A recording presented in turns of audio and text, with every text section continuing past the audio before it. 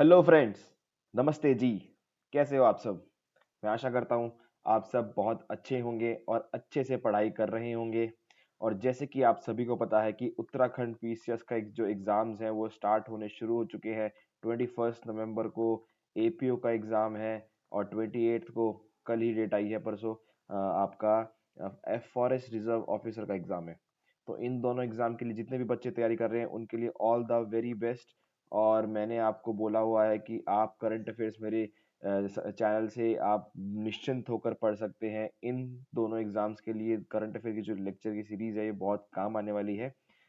तो आइए देखते हैं। आज हम उत्तराखंड पीसीएस उत्तराखंड एसएससी का जो करंट अफेयर का कोर्स है वो उसका आज हम 5th लेक्चर कर रहे हैं। 4 लेक्चर मैं ऑलरेडी अपलोड कर चुका है इसकी। तो अगर आपने 4 लेक्चर वो नहीं देखे तो आप प्लीज़ मेरे चैनल पे जाइए और वो चारों के चारों लेक्चर जरूर देखिए। कोई भी करंट अफेयर मिस नहीं करना है। अगर आप मिस करेंगे तो थोड़ा सा यहाँ पर आप जो है पीछे हो जाएंगे अपने कॉम्पिटिटर्स के सामने। ठीक है। लिंक इनका मैं अपनी डिस्क्रिप्शन बॉक्स में दे दूंगा। तो चलिए शुरू करते हैं आज की video without any time waste. पहली जो आज खबर है सीएम सौर ऊर्जा स्वरोजगार योजना। एक सेकंड में कलर चेंज कर लेता हूँ जी। तो पहली खबर है सीएम सौर ऊर्जा स्वराज स्वरोजगार योजना। तो मैंने पहली अपने आई थिंक 4th लेक्चर में मैंने एक योजना डिस्कस की थी। सीएम स्व स्वरोजगार स्कीम। सीएम स्वरोजगार स्कीम, ये स्कीम मैंने जो है कवर की थी। इसमें जो है सिर्फ और सिर्फ सौर और ऊर्जा लग चुका है, इसमें ऐड हो चुका है। तो मैंने अपनी पिछले लेक्चर में वो डिस्कस की थी स्कीम। उसमें मैंने बोला था कि वो स्कीम जो है सेल्फ एम्प्लॉयमेंट यानी आत्मरोजगार, सेल्फ एम्प्लॉयमेंट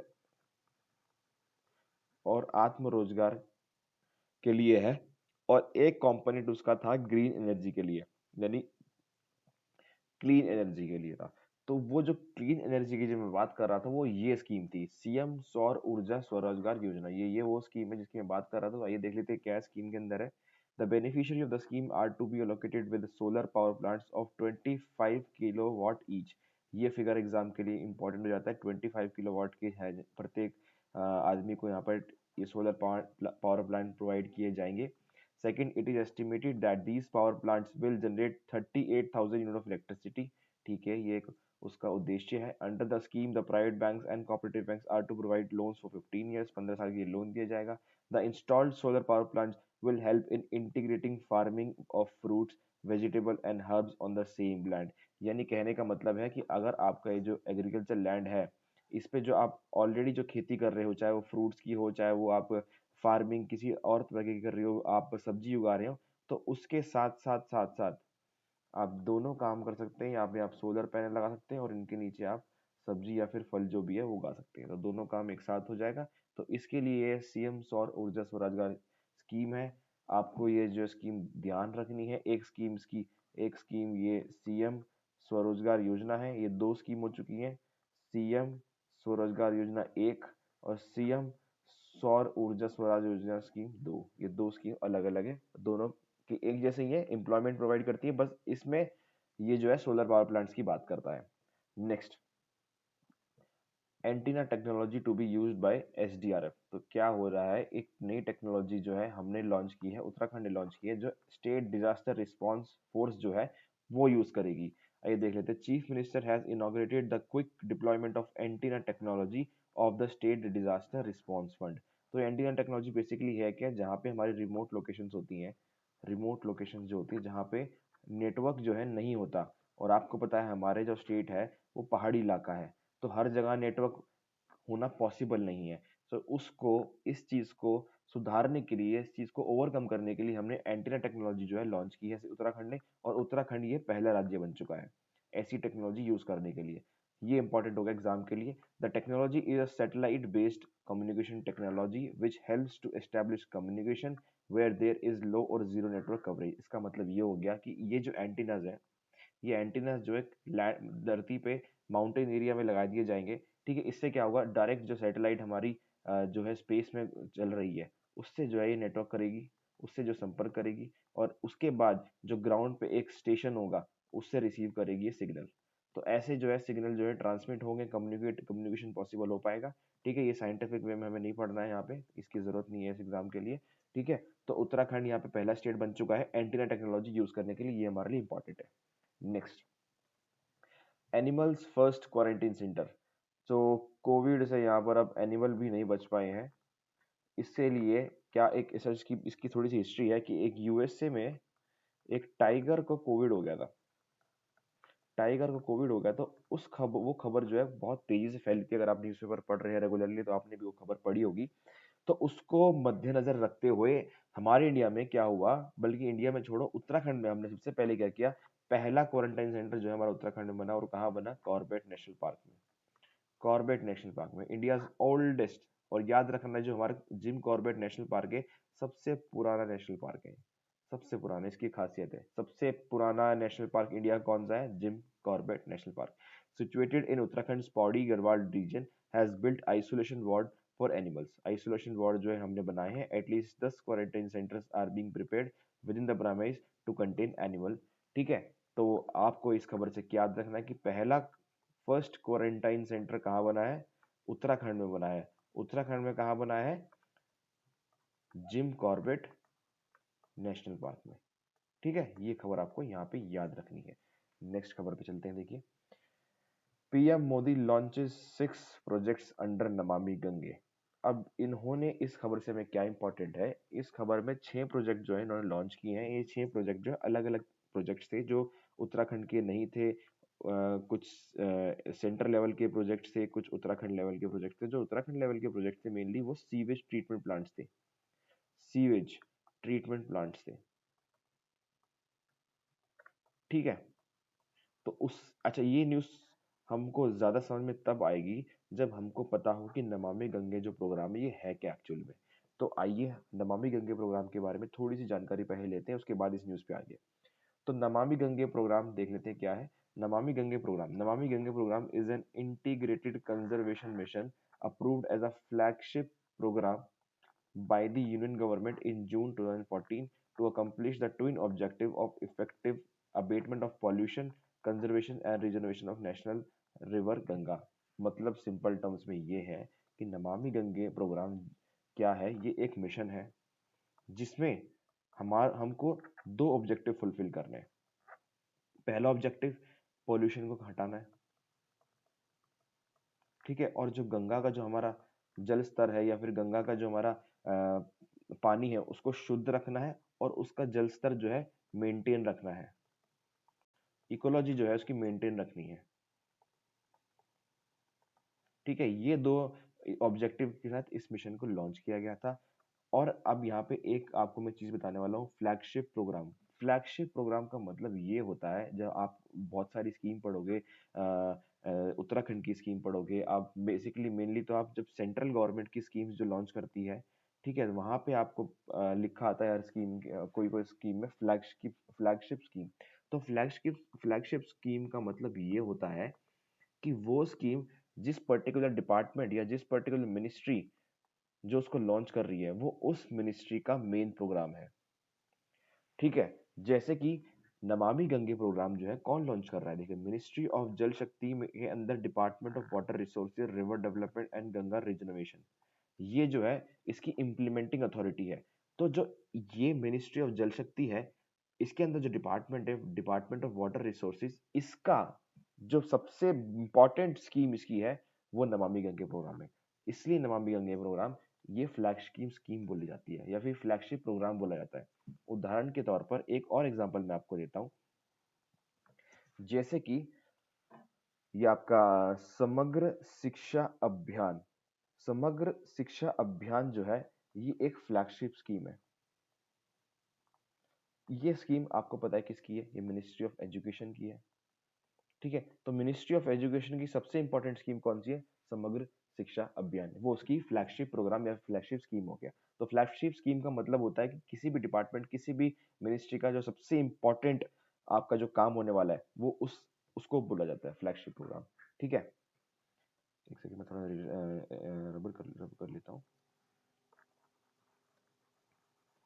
तो मैंने आपको बता दिया कि फ्लैगशिप स्कीम क्या होता है। तो मैंने आपको बताया कि नमामि गंगे के अंदर 2 ऑब्जेक्टिव हमारे से इस प्रोग्राम को लॉन्च किया गया था। दो ऑब्जेक्टिव हमने देख लिए हैं, आगे चलते हैं। और मैंने आपको साथ ही साथ ये भी बताया कि इसकी जो है इम्प्लीमेंटेशन अथॉरिटी कौन है, department of water resources river development Ganga reservation ministry of जल शक्ति के अंदर। थोड़ा बड़ा नाम है, आपको बस मोटा मोटा याद रखना है कि मिनिस्ट्री ऑफ जल शक्ति के अंदर एक डिपार्टमेंट है, डिपार्टमेंट ऑफ वाटर रिसोर्स, ठीक है। The programme is being implemented by the National Mission for Clean Ganga. अच्छा, ये National Mission for Clean Ganga जो है एक अलग से प्रोग्राम है, National Mission for Clean Ganga के अंडर में आता है। यानी पहले क्या है, National Mission for Clean Ganga, उसके अंडर आता है नमामि गंगे प्रोग्राम। थोड़ा सा कॉम्प्लिकेटेड है but exam point of view से इंपॉर्टेंट है, इसलिए बता रहा हूँ। आपको बस ध्यान से सुनना है, इसको एक बार खुद से पढ़ना है, एक बार दो बार रिवाइज करोगे तो आपको समझ में आ जाएगा। National Mission for Clean Ganga जो है एक प्रोग्राम है, इसके अंदर है नमामि गंगे प्रोग्राम, ठीक है। तो ये था, the programme is being implemented by the NMCG and its state counterpart organisation that is state programme management groups. तो ये स्टेट प्रोग्राम मैनेजमेंट ग्रुप्स क्या है, बहुत टेक्निकल चीज़ है वैसे तो, एग्जाम पॉइंट ऑफ व्यू से इंपॉर्टेंट नहीं है, पर बता देता हूँ मोटा मोटा क्या है। स्टेट प्रोग्राम मैनेजमेंट ग्रुप्स जो है, हर एक स्टेट गवर्नमेंट जो भी गंगा नमामि गंगे प्रोग्राम के अंदर स्टेट इंक्लूडेड है, उन सब स्टेट्स को एक जो है कमिटी बनानी है या फिर ग्रुप बनाना है, उसको ग्रुप का नाम बोलते हैं स्टेट प्रोग्राम मैनेजमेंट ग्रुप, जो इसका लेखा जोखा तैयार करेगा, जो उसके इम्प्लीमेंटेशन को देखेगा कि ये इम्प्लाई हो रहा है मिशन या नहीं, ठीक से हो रहा है या नहीं हो रहा है। तो इसको इम्प्लीमेंटेशन करने वाला ग्रुप जो है स्टेट प्रोग्राम मैनेजमेंट ग्रुप होता है, ठीक है। अब देख लेते हैं नमामि गंगे के अंदर हो क्या क्या रहा है। सीवेज ट्रीटमेंट इंफ्रास्ट्रक्चर, क्योंकि आपको पता है कि मेनली जो हमारी गंगा है, गंगा गंगा जो हमारी है वो क्यों पॉल्यूटेड हो रही है, क्यों गंदी हो रही है, क्योंकि हमें पता है कि जितने भी हमारी शहर के जो नाली हैं वो सारी, उसका पानी सीधा सीधा गंगा में जाता है। फॉर एग्जाम्पल मैं रुड़की में रहता हूँ, तो हमारी गंगा में मैं कितने मैं नाले देखता हूँ कि हर जो नाला है जो है सारा का सारा गंगा में बह रहा है आज की डेट पे भी, ठीक है। तो इसको जो है, ये जो सीवेज वाटर है, इसको ट्रीट करना है ताकि ये गंगा में ना जा सके, ठीक है। ये इस प्रोग्राम का जो है उद्देश्य है। River front development, river front development जो इसके आसपास का एरिया है, रिवर के आसपास का एरिया, उसको डेवलप करना है हमको, ताकि जो रिवर है वो अच्छी लगे। रिवर सरफेस क्लीनिंग, जो पानी जो है इसको साफ करना है, जो पानी इसके अंदर बह रहा है, ठीक है। बायोडाइवर्सिटी, जो पानी के अंदर जीव जंतु या फिर जो भी फ्लोरा या फाउना है, उसको जो यहाँ पे जीवित रखना है, उसके लिए हमें काम करना है। एफोरेस्टेशन, इसके आसपास हमें पेड़ लगाने हैं गंगा के आसपास। पब्लिक अवेयरनेस, पब्लिक को जागरूक रखना है कि आपको गंगा को पानी जो है साफ रखना है, गंदगी यहाँ पे फैलानी नहीं है। इंडस्ट्रियल एफ्लुएंट मॉनिटरिंग, तो बेसिकली कानपुर साइड क्या होता है, कानपुर इलाहाबाद क्या होता है, बहुत सारी इंडस्ट्रीज है जिसका सीधा सीधा जो पोल्यूशन, जो पॉल्यूटेड हुआ पानी होता है, सीधा गंगा में जाता है, सीधा गंगा में जाता है। तो इस चीज़ को रोकने के लिए यहाँ पे इंडस्ट्रियल एफ्लुएंट मॉनिटरिंग, उसको मॉनिटर किया जाएगा कि ये पानी जो है, गंदा पानी जो है गंगा में तो नहीं छोड़ा जा रहा। और गंगाग्राम, गंगाग्राम क्या है, एक छोटा सा जो आसपास के गांव होंगे उनको पब्लिक अवेयरनेस बनाने के लिए, उनको रिस्पॉन्सिबिलिटी देने के लिए एक जो है ग्रुप बनाया जाएगा जो कि गंगा को साफ रखने में मदद करेगा। तो ठीक है, ये चीज जो है मेन इसके जो है उद्देश्य है नमामि गंगे प्रोग्राम के। तो बेसिकली इन सब चीजों से निकल के याद आता है कि हमें अपनी गंगा जी को साफ रखना है, ठीक है। तो ये प्रोग्राम नमामि गंगे प्रोग्राम है। तो आइए अब जो इससे पहले न्यूज हमने देखी थी उसमें देख लेते हैं क्या अपडेट है। 6 प्रोजेक्ट्स लॉन्च किए थे नमामि गंगे प्रोग्राम के अंदर। पीएम, और अच्छा ठीक है, ये 6 प्रोजेक्ट्स मैंने आपको बताया कि मेनली जो उत्तराखंड रिलेटेड थे, वो सीवेज ट्रीटमेंट ट्रीटमेंट प्लांट थे जो इनॉग्रेट किए थे, वो इंपॉर्टेंट नहीं एग्जाम के लिए। इंपॉर्टेंट क्या एग्जाम के लिए, इंपॉर्टेंट ये है कि PM also inaugurated a museum which is dedicated to river Ganga, ठीक है। ये एक पीएम ने एक म्यूजियम जो है इनॉग्रेट किया था। अब ये म्यूजियम की लोकेशन इंपॉर्टेंट है। लोकेशन क्या है, चांदनी घाट, हरिद्वार। तो यहाँ पे एक सीधा सीधा क्वेश्चन आ सकता है कि जो पीएम ने नमामि गंगे या फिर गंगा के ऊपर जो म्यूजियम बना है वो कहाँ पे बना है। तो चांदनी घाट, हरिद्वार तो काफी लोगों को पता होगा, लेकिन चांदनी घाट एक ऑप्शन हो सकता है, जो ऑप्शन में जो है वो चांदनी घाट को पूछना चाहते होंगे, ना कि हरिद्वार को। वहां पे आ सकता है हरिद्वार, ऋषिकेश, दो तीन ऑप्शन आ सकते हैं। बट मुझे लगता है कि क्वेश्चन अगर आएगा तो इस चांदनी घाट के ऊपर आएगा, हरिद्वार के ऊपर नहीं आएगा, क्योंकि हरिद्वार के ऊपर आएगा तो थोड़ा इजी क्वेश्चन हो जाएगा, ठीक है। तो चांदनी घाट आपको याद रखना है कि चांदनी घाट हरिद्वार में एक म्यूजियम खुला है जो कि रिवर गंगा के ऊपर बेस्ड है, ठीक है। नेक्स्ट हम खबर पे चलते हैं। Uttarakhand first women train driver, Uttarakhand की पहली महिला जो ट्रेन चलाएगी वो हमें मिल चुकी है, उनका नाम है अंजलि शाह, पौरी की है वो। तो इस न्यूज से हमें सिर्फ इनका नाम याद रखना है, ठीक है। सीधा सीधा क्वेश्चन आ सकता है कि who is the first lady train driver. ठीक है, उत्तराखंड की कौन लेडी फर्स्ट ड्राइवर है, तो आपको नाम याद रखना है अंजलि शाह। ठीक है, इसके इस न्यूज़ के अंदर और कुछ है नहीं ऐसा, तो नेक्स्ट चलते हैं। प्लास्टिक लाओ मास्क ले जाओ, एक ये जो है मुहिम चालू की थी देहरादून डीएमसी ने। डीएमसी का मतलब क्या होता है? Dehradun municipal corporation. Dehradun municipal corporation ने एक स्कीम लॉन्च की थी जिसके तहत आप अगर आप प्लास्टिक अपने घर का है उसको आप लेके आओगे, उसको आप जमा करोगे, तो आपको मास्क फ्री में मिलेगा। ठीक है, आपको मास्क फ्री में मिलेगा। तो इस चीज़ का बेसिकली उद्देश्य ये था कि प्लास्टिक को रिसाइकिल करना है, उसका जो है उसको पोल्यूशन होने से, उसको पोल्यूशन में यूज होने से बचाना है। ठीक है, this initiative was launch to recycle plastic waste to avoid pollution. ठीक है, ये इसका उद्देश्य था। This initiative was launch under Vinay Shankar Pandey. अब इन इन इनका हमें नाम याद रखना है, विनय शंकर पांडे जी का।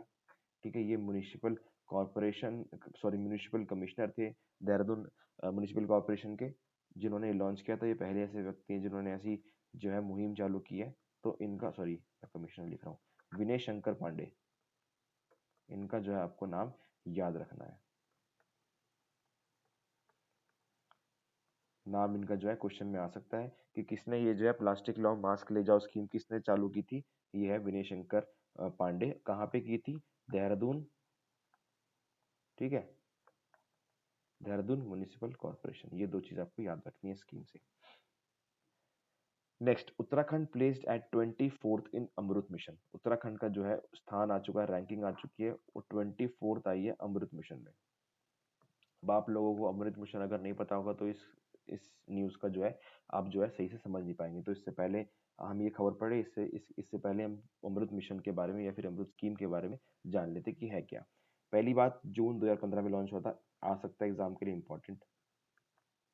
ठीक है, कंसर्न मिनिस्ट्री कौन सी है? Housing and urban affair, ministry of housing and urban affair. ये भी इंपॉर्टेंट है, ये भी आपको याद रखना है। अच्छा, इसके उद्देश्य क्या देख लेते हैं। To ensure that every household has access to tap with the assured supply of water and sewage connection. तो बेसिकली आपको मैं बता देता हूँ मोटा मोटा क्या है ये अमृत स्कीम। अमृत स्कीम के अंदर क्या है, आपको जो है सिटी जो है एक प्लान्ड सिटी बनानी है। अब प्लान्ड सिटी का मतलब ये है कि सिटी के अंदर उसमें सब कुछ होना चाहिए। अच्छा रोड होना चाहिए, अच्छी ट्रैफिक होने चाहिए, अच्छे मतलब अच्छी ट्रैफिक लाइट्स होनी चाहिए, अच्छी ट्रैफिक लाइट्स होनी चाहिए। ठीक है, अच्छे जो है उसकी सीवेज ट्रीटमेंट प्लांट होने चाहिए, जो नाले बह रहे हैं उसको अच्छे से आप मैनेज कर रहे हो। तो इन सब को मिला के जो एक सिटी बनती है वो हम बनाते हैं, वो उस सिटी को हम बनाने की कोशिश कर रहे हैं अमृत स्कीम के अंदर। तो ये थोड़ा थोड़ा स्मार्ट सिटीज का जो स्कीम है, स्मार्ट सिटी का जो हमारा मिशन है, उससे भी रिलेटेड होती है, बिल्कुल रिलेटेड होती है। तो उसका भी एक कॉम्पोनेंट है ये। देख लेते हैं एक बार। To increase the amenity value of cities by developing greenery, हरा भरा यहाँ पे हमें सिटी बनाना है, और ओपन स्पेसेस, खुले शहर बनाने हैं हमको, पोल्यूशन जो है रिड्यूस करना है। ठीक है, और हमने क्या किया, AMRUT has made a equal partner in planning. मतलब अमरूत ने क्या किया, वैसे तो नीति आयोग का जो है, ये नीति आयोग का प्लान है, नीति आयोग का जो है ये प्लान है। तो इन्होंने क्या किया, स्टेट में कंपटीशन बढ़ाने के लिए रैंकिंग चालू की है, स्टेट में कंपटीशन बढ़ाने के लिए। ठीक है, स्टेट में कंपटीशन बढ़ाने के लिए रैंकिंग चालू की है, और इसको हम बोलते हैं कोऑपरेटिव फेडरलिज्म। कोऑपरेटिव फेडरलिज्म का मतलब ये क्या होता है, जब सेंटर गवर्नमेंट और स्टेट गवर्नमेंट एक साथ मिलकर काम करती है, उसको बोलते हैं हम कोऑपरेटिव फेडरलिज्म। ठीक है, तो ये कोऑपरेटिव फेडरलिज्म का ही मतलब हुआ है, क्योंकि नीति आयोग जो है सेंट्रल गवर्नमेंट के अंडर आती है, सेंट्रल गवर्नमेंट का ये स्कीम है, और आप स्टेट गवर्नमेंट के अंदर इंप्लीमेंट कर रहे हो। तो अगर सेंटर प्लस स्टेट दोनों एक साथ मिलकर काम करेंगी तो ये कोऑपरेटिव फेडरलिज्म का एग्जाम्पल होता है। ठीक है, अमृत स्कीम क्या है मैंने आपको बता दिया। अब आइए देखते हैं, हमारा उत्तराखंड जो है 24th रैंक पे आया है। Under the scheme Uttarakhand was rank 24th और हिमाचल प्रदेश 15th। जब भी हम कंपेयर करते हैं उत्तराखंड को, हम कभी भी यूपी से कंपेयर नहीं करेंगे, क्योंकि दोनों की जो है डेमोग्राफी, दोनों की जो है कंपैरिजन जो है अलग है। यूपी जो है एक पूरा प्लेन स्टेट है और बहुत बड़ा स्टेट है। हम कंपेयर हमेशा उत्तराखंड को किससे करेंगे, जो एक हिली स्टेट होगा और जो हमसे मिलता जुलता हो ज्योग्राफी में। ठीक है, हमारी पॉपुलेशन वाइज में, तो हमसे मिलता जुलता स्टेट कौन सा है? हिमाचल प्रदेश। तो हिमाचल प्रदेश की रैंकिंग जो है 15th है। ये हमको याद रखना है, ये न्यूज़ इंपॉर्टेंट हो गई। Both the states were also requested to initiate activities under the catch rain. तो एक कैच द रेन जो है इनिशिएटिव लॉन्च किया था मिनिस्ट्री ऑफ जल शक्ति ने। इसमें जो है क्या है, जो पानी जो हमारा बारिश का गिरता है उसको जो है कंजर्व करना था, उसको बचाना था, रेन वाटर हार्वेस्टिंग जो है बेसिकली करना था। तो ये भी कंपोनेंट अमृत मिशन के अंदर इंक्लूड किया था। ठीक है, तो दोनों स्टेट्स ने अच्छे से इसको भी किया है। Both the states have implemented the online building permission system in their mission. तो बेसिकली यही है, ease of doing business report आती है हमारी वर्ल्ड बैंक की, ease of doing business report World Bank release करता है। इसमें बेसिकली क्या कहता है वर्ल्ड बैंक, इसमें जो है वर्ल्ड बैंक रिपोर्ट जो है इसको रिलीज करता है, मतलब कितना आसान है किसी भी कंट्री में बिजनेस सेटअप करना। तो उसका एक कंपोनेंट है ऑनलाइन बिल्डिंग परमिशन सिस्टम। ठीक है, तो उसमें जो है दोनों स्टेट ने इम्प्लीमेंट कर लिया है। ठीक है, तो अगर आपके क्वेश्चन पूछे जाए कि ऑनलाइन बिल्डिंग परमिशन सिस्टम में हमारा जो है स्टेट कैसा कर रहा है, तो हमने बताना है कि हाँ भाई अच्छा कर रहा है। तो ऐसे ही क्वेश्चन आएगा, both the states have implemented, ये चीज़ जो इम्प्लीमेंट कर ली है। The credit rating work has been completed in all mission cities in the two states. Credit rating work मतलब ये होता है कि जितने भी हमारी नगर निगम है, नगर निगम की जो क्रेडिट स्कोर है उनका, क्रेडिट स्कोर से मतलब जो है उनका, उनको उनकी जो उनका जो बकाया है, उनका जो लोन है, वो देने की कैपेसिटी कितनी है। अगर उनकी लोन जो उन्होंने लिया हुआ है उसको कैपेसिटी देने की है, तो उनका क्रेडिट स्कोर अच्छा होगा। और अगर उनका क्रेडिट स्कोर बुरा है तो इसका मतलब जो है वो उनकी जो लोन देने की कैपेसिटी वो अच्छी नहीं है। तो क्रेडिट रेटिंग वर्क जो है ये दोनों स्टेट्स का अच्छा है। ये दो कंपोनेंट मैंने इसलिए जोड़े हैं क्योंकि ये एग्जाम में आ सकता है, थोड़े से कॉम्प्लिकेटेड है, बट मैंने आपको इनका मतलब समझा दिया, ऑनलाइन बिल्डिंग परमिशन सिस्टम और क्रेडिट रेटिंग वर्क। ठीक है, ये क्या होता है, दोनों में हम पॉजिटिव हैं, तो हमें कुछ भी चीज़ में ज़्यादा मुश्किल होनी नहीं चाहिए याद रखने के लिए। ठीक है, तो ये हमारा था कि हम 24th रैंक पे हैं और हिमाचल जो है 15th रैंक पे है, हम हिमाचल से पीछे हैं इस चीज़ में। नेक्स्ट न्यूज़ देख लेते हैं क्या है। Uttarakhand to host 38th National Games. Uttarakhand को रिस्पॉन्सिबिलिटी है कि आपको 38 जो है नेशनल गेम जो 2022 में होने वाले हैं, उसकी जो है आपको मेज़बानी करनी है। तो उत्तराखंड को मेज़बानी मिल चुकी है, बहुत एक्चुअल इन्फॉर्मेशन इसमें कुछ समझाने लायक है नहीं। तो उत्तराखंड को 38 नेशनल गेम्स की जो है मेज़बानी मिल चुकी है, आपको याद रखना है। और आपको एक चीज़ और याद रखनी है कि 36th National Games have not been held in Goa. मतलब जो 36 जो नेशनल गेम्स होने वाले थे गोवा में, वो अभी तक नहीं हुए हैं कोरोना की वजह से। 37 नेशनल गेम जो है छत्तीसगढ़ में होने वाले थे, वो भी नहीं हुए अभी तक। तो अब राम जाने कि ये कैसे 2022 में 38वां जो नेशनल गेम है वो हो जाएगा, अभी तक नहीं हुए हैं। ठीक है, तो इस चीज़ के लिए हमें और देखना होगा कि आगे, बट अभी के लिए है कि 38 जो नेशनल गेम है वो उत्तराखंड में होंगे। तो ये खबर है हमारे लिए। ठीक है, ये हमें देखना है। तो ठीक है, इसके साथ हम एंड करते हैं आज की वीडियो। ये लेक्चर हमारा 5 था। इसके साथ इसके बाद करंट अफेयर का एक लेक्चर और आएगा, 6 लेक्चर आएगा। उसके बाद हमारा मेनली मोटा मोटा जो करंट अफेयर है ईयरली जो हमारा मैं कवर करना चाह रहा था, वो मोटा मोटा कवर हो जाएगा। 95% जो है कवर हो जाएगा 6 लेक्चर के अंदर। ठीक है, जो उसके बाद जो बचा कुचा करंट अफेयर है वो मैं एक लेक्चर और लेके, जब मेरा लेक्चर थोड़ा लेने लायक हो जाएगा, मतलब मटेरियल थोड़ा इकट्ठा हो जाएगा, तो मैं उस 7th लेक्चर के रूप में मैं दे दूंगा। अभी आप 6 लेक्चर अगर ये पूरे कर लेते हो, 6वां लेक्चर मैं कल फिर से रिलीज कर दूंगा। जैसे मैं आपको पता है मैं हर दिन एक लेक्चर रिलीज कर रहा हूँ। 7th लेक्चर जो मैं रिलीज कर दूंगा, और उसके बाद आपके करंट अफेयर जो है अच्छे हो जाएंगे। और ये करंट अफेयर उत्तराखंड के हैं, आप थोड़ा सा कंफ्यूज मत कर लेना। जो करंट अफेयर जो मैं नेशनल के करंट अफेयर, इंडिया के करंट अफेयर नहीं पढ़ा रहा, मैं सिर्फ करंट अफेयर उत्तराखंड के पढ़ा रहा हूँ। तो उत्तराखंड के ऊपर जो न्यूज़ आई है उसको करंट अफेयर को मैं कवर कर रहा हूँ। और मैंने जैसे कि लास्ट वीडियो में बोला था कि मैं वीकली जो है वीकली न्यूज़पेपर का जो इंपॉर्टेंट है एग्जाम पॉइंट ऑफ व्यू से, मैं वो भी कवर करूंगा नेक्स्ट संडे से।